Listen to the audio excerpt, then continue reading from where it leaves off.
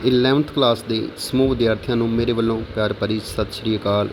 ਪਿਆਰੇ ਵਿਦਿਆਰਥੀਓ, ਅੱਜ ਆਪਾਂ ਤੁਹਾਡੀ ਸਟੋਰੀ ਬੁੱਕ ਦੇ ਵਿੱਚੋਂ ਪਾਠ ਪਹਿਲਾ ਐਨ ਐਸਟ੍ਰੋਲੋਜਰਸ ਡੇ written bye R K Narayanan ਦੁਆਰਾ ਲਿਖਿਆ ਗਿਆ ਪਾਠ ਐਨ ਐਸਟ੍ਰੋਲੋਜਰਸ ਡੇ ਦੇ ਬਾਰੇ ਆਪਾਂ ਪੜਾਂਗੇ। ਤਾਂ ਐਸਟ੍ਰੋਲੋਜਰ ਬੇਟੇ ਕੀ ਹੁੰਦਾ ਹੈ? ਜਿਹੜੇ ਜੋਤਸ਼ੀ ਹੁੰਦੇ ਨੇ। ਤਾਂ ਜੋਤਿਸ਼ ਦਾ ਦਿਨ, ਠੀਕ ਹੈ ਬੇਟੇ, ਉਹਦੇ ਬਾਰੇ ਅੱਜ ਆਪਾਂ ਪੜਾਂਗੇ। ਤਾਂ ਬਰੀਫ ਇੰਟਰੋਡਕਸ਼ਨ ਕੀ ਹੈ ਸਟੋਰੀ ਆਪਾਂ ਅੱਜ ਇਸ ਪਾਠ ਦੀ ਪੜ੍ਹਦੇ ਹਾਂ। ਕਹਿੰਦਾ the story begins with the description of an astrologer sitting in the market. ਕਹਿੰਦਾ ਇਹ ਕਹਾਣੀ ਬਾਜ਼ਾਰ ਵਿੱਚ ਬੈਠੇ ਇੱਕ ਜੋਤਸ਼ੀ ਦੇ ਵਰਣਨ ਤੋਂ ਸ਼ੁਰੂ ਹੁੰਦੀ ਹੈ। He counsels people about their day to day problems. ਤਾਂ ਬੇਟੇ ਉਹ ਕੀ ਕਰਦਾ ਹੈ? ਉਹ ਲੋਕਾਂ ਨੂੰ ਉਹਨਾਂ ਦੀਆਂ ਰੋਜ਼ ਦੀਆਂ ਸਮੱਸਿਆਵਾਂ ਦੇ ਬਾਰੇ ਵਿੱਚ ਸਲਾਹ ਦਿੰਦਾ ਹੈ। He knows nothing of astrology. ਕਹਿੰਦਾ ਜੋਤਿਸ਼ ਦੇ ਬਾਰੇ ਵਿੱਚ ਉਹ ਕੁਝ ਨਹੀਂ ਜਾਣਦਾ। He does his job through gas work.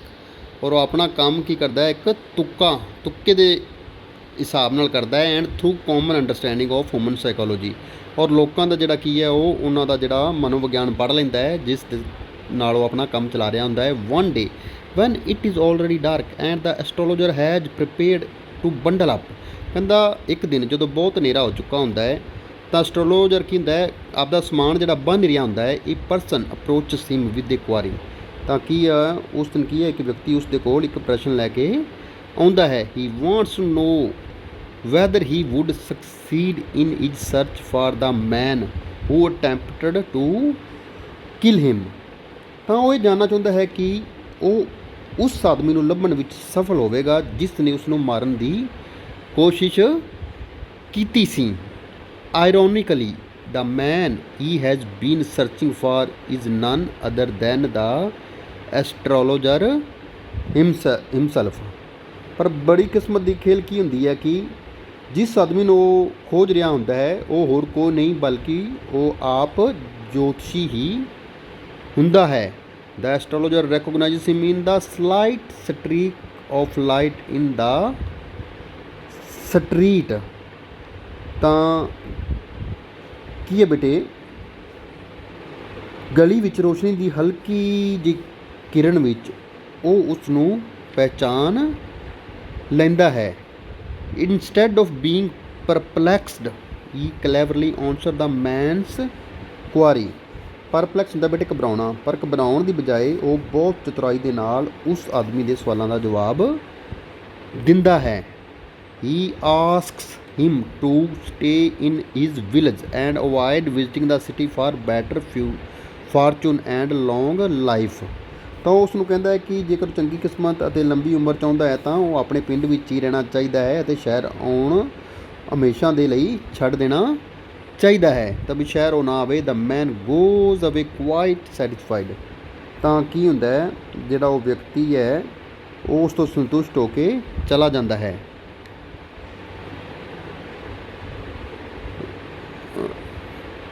Thus very cleverly the astrologer prevents the possibility of any future encounter with this man।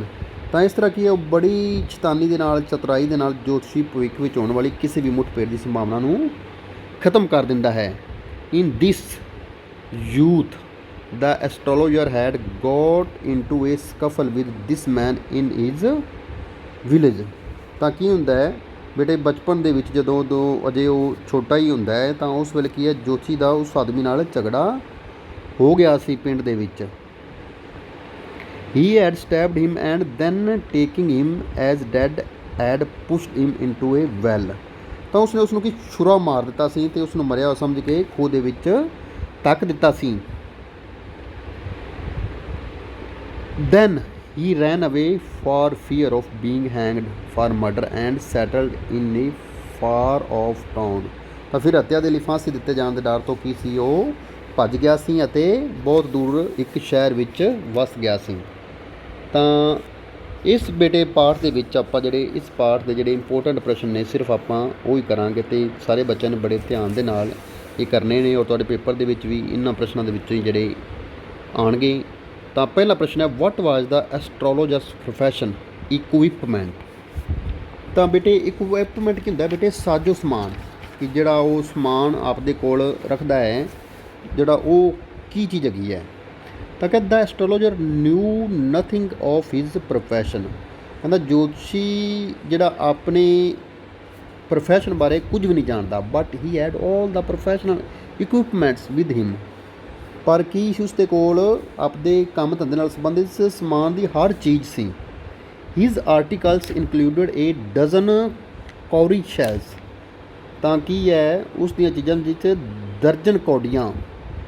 A square of piece of clothes with strange chart on it. ਇੱਕ ਚੌਰਸ ਆਕਾਰ ਦਾ ਕੱਪੜਾ ਜਿਸ ਉੱਤੇ ਅਜੀਬ ਜਿਹਾ chart ਬਣਿਆ ਹੋਇਆ ਸੀ।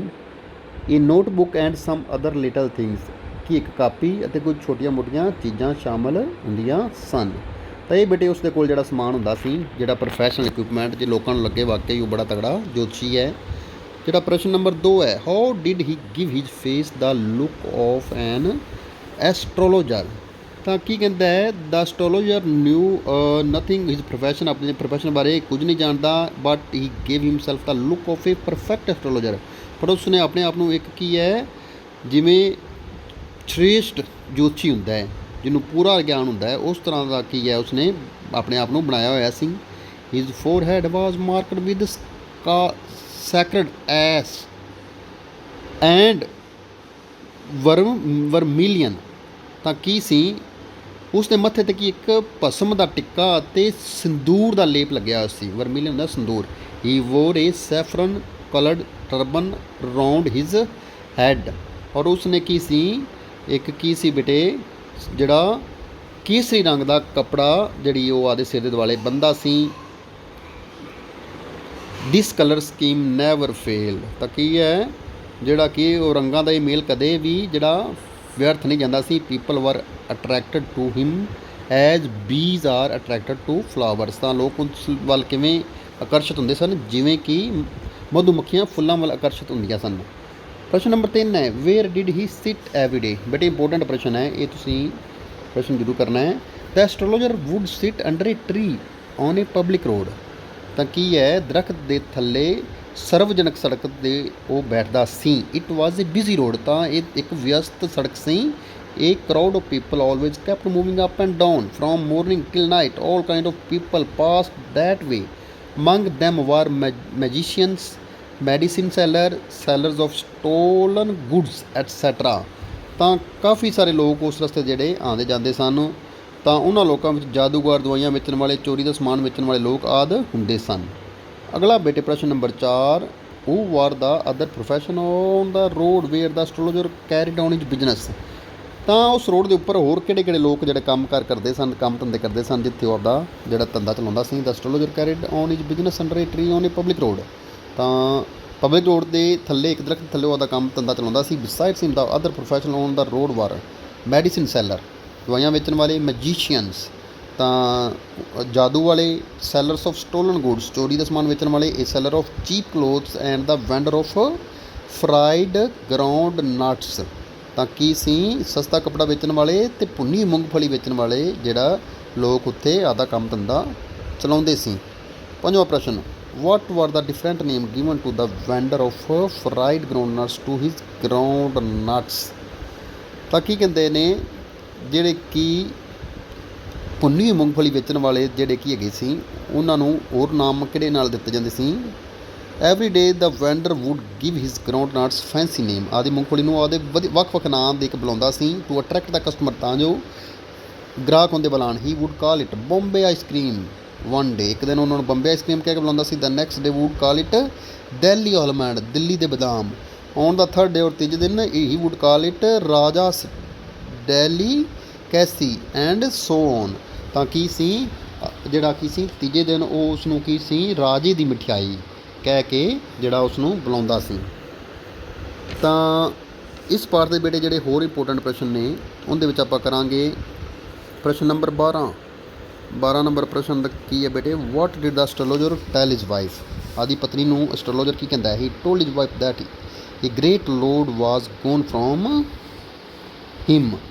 ਕੀ ਹੈ ਕਿ ਜਿਹੜਾ ਬੜਾ ਭਾਰੀ ਜਿਹੜਾ ਵਜਨ ਹੈ ਉਹ ਉਸ ਤੋਂ ਉਤਰ ਗਿਆ ਹੈ। ਆਲ ਦੀਜ਼ ਈਅਰਸ, ਕਹਿੰਦਾ ਇਹਨਾਂ ਸਾਰੇ ਵਰਿਆਂ ਦੇ ਦੌਰਾਨ he had thought that he head the blood of A man on his head. ਤਾਂ ਕੀ ਕਹਿੰਦਾ ਹੈ? ਇਨ ਔਨ ਹਿਜ਼ ਹੈਂਡਸ। ਤਾਂ ਉਹ ਇਹਨਾਂ ਵਰਿਆਂ ਦੇ ਦੌਰਾਨ ਉਹ ਕੁਛ ਸੋਚਦਾ ਰਿਹਾ ਸੀ ਕਿ ਉਸ ਦੇ ਹੱਥ ਇੱਕ ਆਦਮੀ ਦੇ ਖੂਨ ਨਾਲ ਰੰਗੇ ਹੋਏ ਸਨ। And it was for his reason that he had run away from his village. He is alive he said.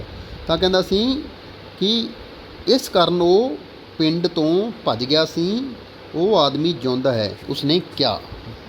ਤਾਂ ਅਗਲਾ ਕੀ ਹੈ? What professional equipment would the astrologer spread out. ਇਹ ਬੇਟੇ ਪ੍ਰਸ਼ਨ ਆਪਾਂ ਕਰ ਲਿਆ। Describe the street where the astrologer sat for his business. ਤਾਂ ਸਟਰੀਟ ਦੀ ਜਿਹੜੀ ਆਪਾਂ ਦੱਸਣਾ ਉਹ ਜਿਹੜੀ ਸੜਕ ਕਿਸ ਤਰ੍ਹਾਂ ਦੀ ਹੈ। ਕਿ astrologer would sit under a tree on a public road. It was a busy road. A crowd of people always kept moving up to down from morning to till night. All kind of people passed that way. Among them were magicians, medicine seller of the stolen goods. ਇਹ ਪ੍ਰਸ਼ਨ ਵੀ ਬੇਟੇ ਆਪਾਂ ਪਹਿਲਾਂ ਕਰ ਚੁੱਕੇ ਹਾਂ। What at the astrologer run away from the village. ਵਈ, ਪਿੰਡ ਤੋਂ ਕਿਉਂ ਭੱਜਿਆ ਸੀ? ਤਾਂ ਐਸਟ੍ਰੋਲੋਜਰ ਵਾਜ਼ ਏ ਯੰਗ ਮੈਨ। ਕੀ ਸੀ ਉਹ? ਇੱਕ ਜਿਹੜਾ ਕੀ ਸੀ ਉਸ ਸਮੇਂ ਜਿਹੜਾ ਇੱਕ ਨੌਜਵਾਨ ਸੀ, ਠੀਕ ਹੈ, ਜਦੋਂ ਉਸਨੇ ਪਿੰਡ ਛੱਡਿਆ ਸੀ। He was then a silly youth. ਉਸ ਸਮੇਂ ਉਹ ਇੱਕ ਮੂਰਖ ਨੌਜਵਾਨ ਸੀ। One day he drank gambled and quarrelled badly. ਇੱਕ ਦਿਨ ਉਸਨੇ ਕੀ ਹੈ? ਸ਼ਰਾਬ ਪੀ ਲਈ, ਜੂਆ ਖੇਡਿਆ ਅਤੇ ਬੁਰੀ ਤਰ੍ਹਾਂ ਲੜ ਪਿਆ। ਹੀ ਸਟੈਪਡ ਏ ਮੈਨ ਨੇਮਡ ਗੁਰੂ ਨਾਇਕ। ਉਸਨੇ ਗੁਰੂ ਨਾਇਕ ਨੇ ਆਂਦੇ ਵਿਅਕਤੀ ਨੂੰ ਜਿਹੜਾ ਛੁਰਾ ਮਾਰ ਦਿੱਤਾ। He push the man into the well and left him for dead. ਤਾਂ ਉਸਨੂੰ ਖੂਹ ਦੇ ਵਿੱਚ ਛੱਡ ਦਿੱਤਾ ਔਰ ਉਸਨੂੰ ਮਰਨ ਵਾਸਤੇ ਛੱਡ ਦਿੱਤਾ। For fear of being arrested for murder he ran away from his village. ਤਾਂ ਉਹ ਜਿਹੜਾ ਕੀ ਹੈ? ਗ੍ਰਿਫਤਾਰ ਹੋਣ ਦੇ ਡਰ ਤੋਂ ਜਿਹੜਾ ਉਸਨੇ ਕਤਲ ਕੀਤਾ ਸੀ, ਇਸ ਕਰਕੇ ਉਹ ਪਿੰਡ ਤੋਂ ਨੱਸ ਗਿਆ ਸੀ। ਤਾਂ ਇਹ ਬੇਟੇ ਜਿਹੜੇ ਇਸ ਪਾਠ ਦੇ ਛੋਟ ਆਨਸਰ ਸੀ। ਕੱਲ੍ਹ ਆਪਾਂ ਇਸ ਦੇ ਕੁਝ ਹੋਰ ਮਹੱਤਵਪੂਰਨ ਪ੍ਰਸ਼ਨ ਕਰਾਂਗੇ। Thank you very much.